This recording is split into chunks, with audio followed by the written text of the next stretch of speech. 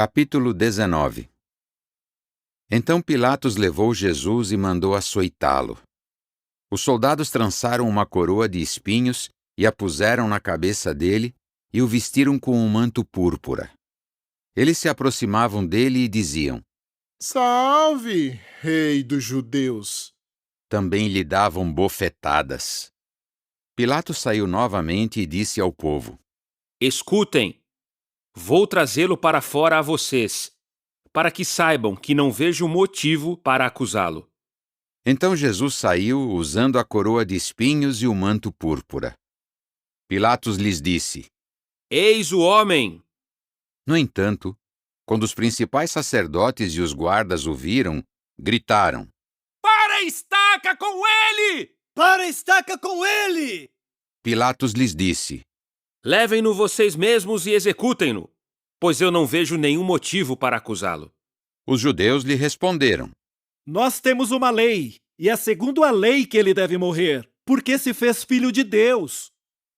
Quando Pilatos ouviu o que estavam dizendo, ficou com mais medo ainda. Entrou novamente na residência do governador e disse a Jesus. De onde você é? Mas Jesus não lhe deu nenhuma resposta. Por isso Pilatos lhe disse: Você está se recusando a falar comigo? Não sabe que tenho autoridade para libertá-lo e que tenho autoridade para executá-lo? Jesus lhe respondeu: O Senhor não teria absolutamente nenhuma autoridade sobre mim se não lhe tivesse sido concedida de cima. É por isso que o homem que me entregou ao Senhor tem maior pecado.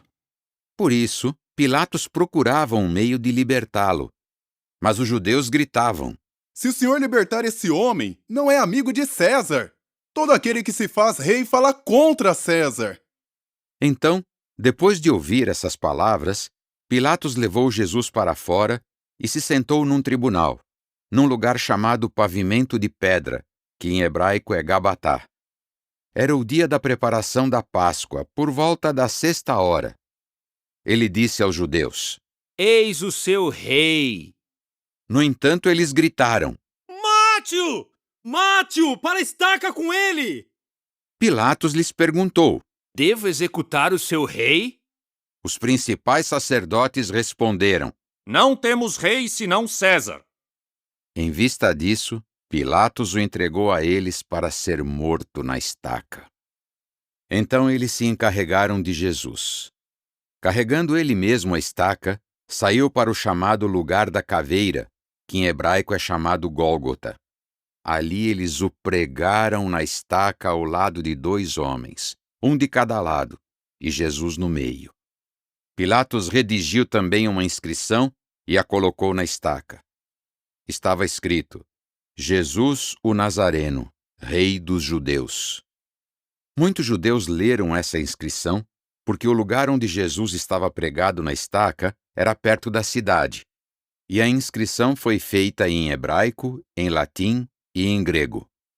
Mas os principais sacerdotes dos judeus disseram a Pilatos: Não escreva o rei dos judeus, mas sim que ele disse, eu sou o rei dos judeus. Pilatos respondeu: O que escrevi, escrevi. Então, depois de pregar Jesus na estaca, os soldados pegaram as roupas dele e as dividiram em 4 partes, uma para cada soldado, e pegaram também a túnica. Mas a túnica não tinha costura, pois era tecida de alto a baixo. Por isso disseram uns aos outros: Não vamos rasgá-la, mas vamos lançar sortes para decidir de quem será. Isso aconteceu para que se cumprisse a passagem das Escrituras. Repartiram entre si as minhas roupas e lançaram sortes sobre a minha vestimenta. E foi realmente isso que os soldados fizeram. Junto à estaca de Jesus estavam sua mãe e a irmã da sua mãe, também Maria, esposa de Clopas, e Maria Madalena. Assim, ao ver que a sua mãe e o discípulo a quem amava estavam ali perto, Jesus disse à sua mãe: Este é o seu filho. A seguir disse ao discípulo: Esta é a sua mãe. E dali em diante o discípulo a levou para a casa dele. Depois disso, sabendo que todas as coisas já tinham se realizado, E para que se cumprisse uma passagem das Escrituras, Jesus disse: Estou com sede. Havia ali um jarro cheio de vinho acre. Então puseram uma esponja cheia de vinho acre numa haste de isopo e a ergueram à sua boca. Depois de receber o vinho acre, Jesus disse: Está consumado. E, inclinando a cabeça, entregou o Espírito. Visto que era o dia da preparação, para evitar que os corpos permanecessem nas estacas no sábado, pois aquele sábado seria um grande sábado, os judeus pediram que Pilatos mandasse quebrar as pernas dos homens e retirar os corpos. Portanto, os soldados foram e quebraram as pernas do primeiro homem e as do outro homem que estava numa estaca ao lado dele. Mas ao chegarem a Jesus, viram que ele já estava morto. Por isso não quebraram as pernas dele. No entanto, um dos soldados lhe furou o lado com uma lança, e imediatamente saiu sangue e água. E aquele que viu isso dá testemunho. E o seu testemunho é verdadeiro, e ele sabe que diz a verdade, para que vocês também acreditem. De fato, essas coisas ocorreram a fim de que se cumprisse a passagem das Escrituras: nenhum osso seu será quebrado. E também outra passagem das Escrituras diz: olharão para aquele que traspassaram.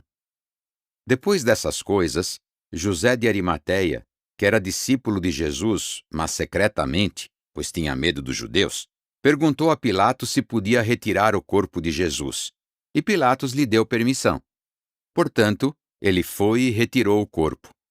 Nicodemos, o homem que tinha ido ao encontro dele pela primeira vez de noite, também foi, levando uma mistura de mirra e aloés que pesava cerca de 33 quilos. Eles pegaram o corpo de Jesus e o envolveram em panos de linho junto com os aromas, da maneira como os judeus costumam preparar o corpo para o sepultamento. A propósito, havia um jardim no lugar onde ele tinha sido executado, e no jardim havia um túmulo novo, no qual ninguém ainda tinha sido colocado. Visto que era o dia da preparação dos judeus, e o túmulo ficava perto, colocaram Jesus